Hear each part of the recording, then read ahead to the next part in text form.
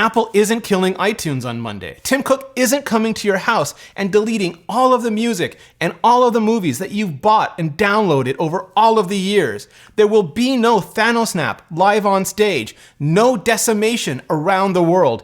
So why are there so many headlines saying iTunes is ending and the age of digital downloads is over? Because apparently writers can't read, fact checkers can't check facts, and editors are too busy baiting clicks and not busy enough thinking about the needless stress and anxiety they're causing the audiences that are supposed to rely on their reporting. But like every viral maelstrom, there's a calm set of facts right in the center.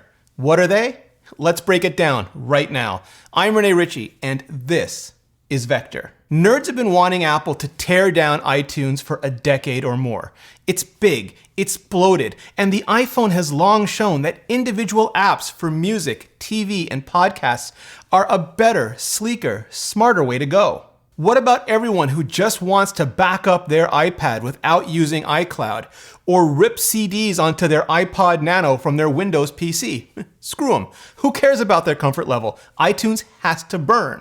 This year, though, there have been credible rumors that Apple is getting ready to do just that. At least kinda. It started, so many of these things do, with Stephen Troughton-Smith on Twitter. He said he was fairly confident Apple was planning new, likely UIKit, aka Marzipan, music, podcasts, maybe even books apps for the Mac, but to take all of that with a grain of salt. Just a month before, at their March Showtime event, Apple had announced the TV app was coming to macOS, so it made the kind of sense that just did.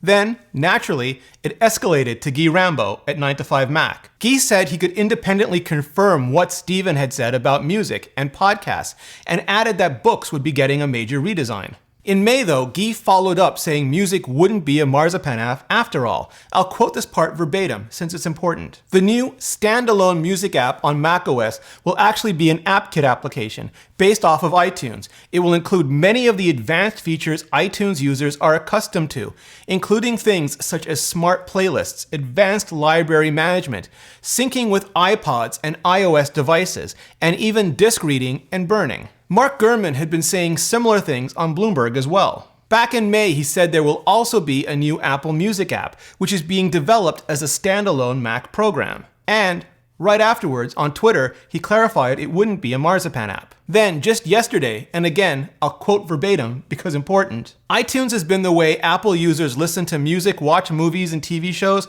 hear podcasts, and manage their devices for almost 2 decades. This year, Apple is finally ready to move into a new era.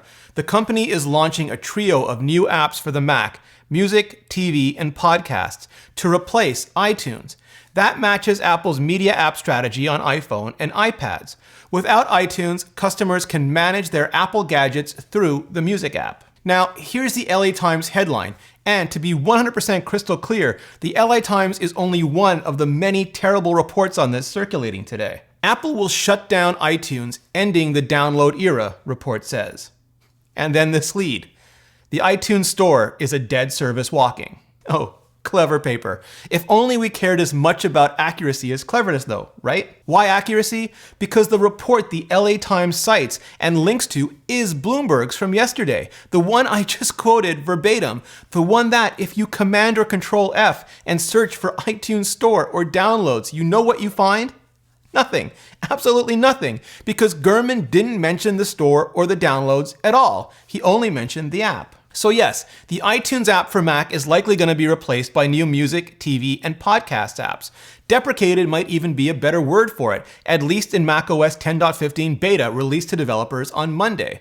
But that has nothing to do with the iTunes Store, potential rebranding or whatever aside, or the downloads any of us have in any of our existing libraries. Guy Rambo ended his last piece by positing that Apple would keep iTunes proper around for a while still, for people who needed some of the niche features or features the new version simply wouldn't have implemented yet, which also makes sense because that's exactly how Apple has handled similar transitions in the past. When Photos for Mac launched a few years ago, Apple didn't immediately eradicate the old iPhoto app, and Tim Cook didn't show up at your house to delete all your photos off all of your drives. The Times even says as much at the very end of its, whatever you want to call this, word soup. The specifics of iTunes' reported demise haven't been made public, but music fans will probably be able to access all offerings, including download purchases through the Apple Music app. Good thing nobody just reads the headline and everybody skips right to the end,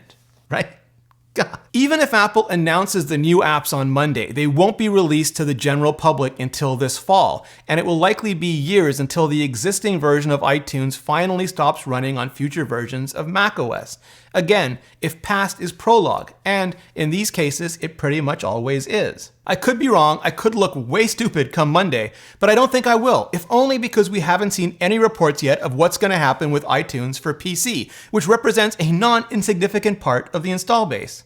So, if you've been at all stressed or worried about any of this, please don't be. And please tell your friends and family they don't have to be either. Hell, send them this video if it helps. Just don't let the Times or anyone steal your attention.